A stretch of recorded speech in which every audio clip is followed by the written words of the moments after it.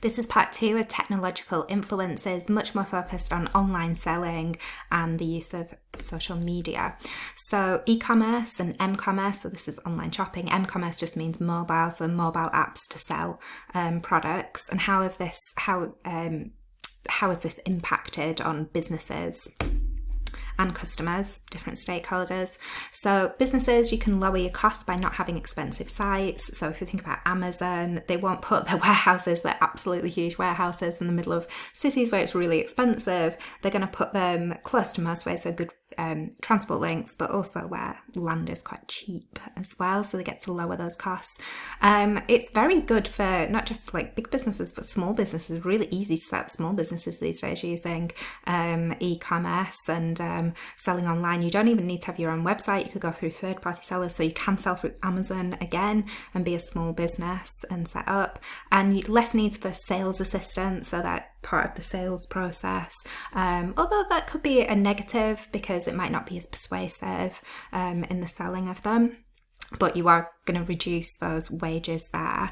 However, might have expensive setup costs of a website as well. If you produce an app, that's going to be quite expensive.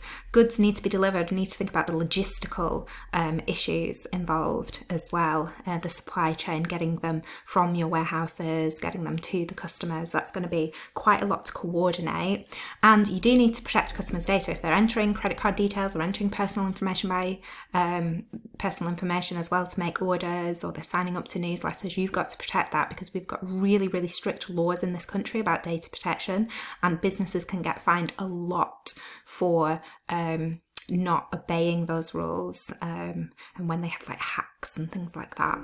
So for the customer, it's going to be much more convenient. It's easier for them to compare prices. That might not be so good for the businesses. It might make them have to really reduce their prices down so they can be a little bit more competitive.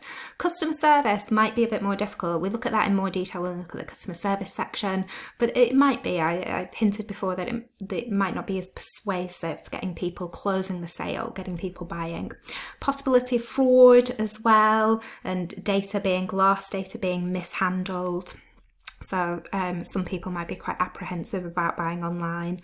There's some products as well that you might want to have a look up online, but you actually also want to visit and see in person. So I think about high value items, so like cars you might look at online and think, oh, this is what I'm interested in, but you visit to see what it looks like and to see, maybe do a test drive with it. Houses as well, very common, but e-commerce has certainly helped with that, like viewing online and all those types of things. But I think it's very rare for someone to buy a house without actually physically seeing it. I wouldn't advise it.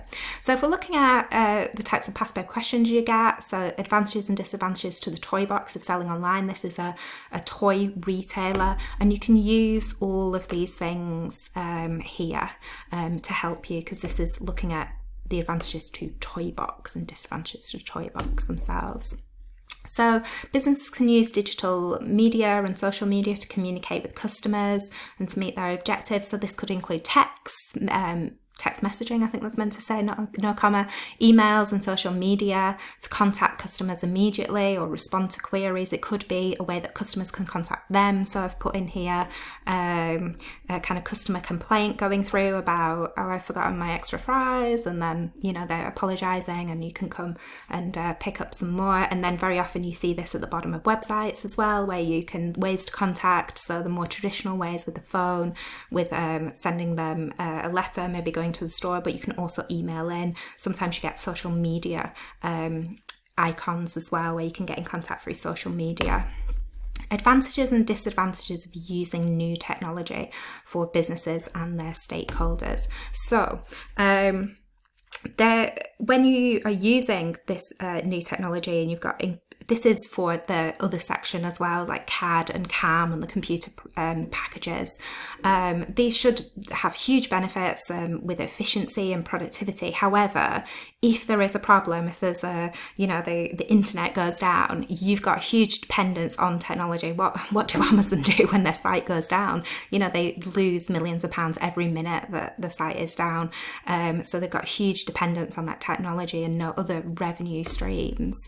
It can be be a huge cost, a huge initial investment. It might mean loss of jobs. That might reduce your costs overall as a business, but it's not so good for those workers that are working there. So that's why this question's about like not just the business, other stakeholders as well. Amazon has pushed local businesses out of the high streets as well. So it might mean if you're not online, you face the demise of your business. And security breaches as well. Businesses need to protect consumer data, or they can be liable to be fined very large amounts.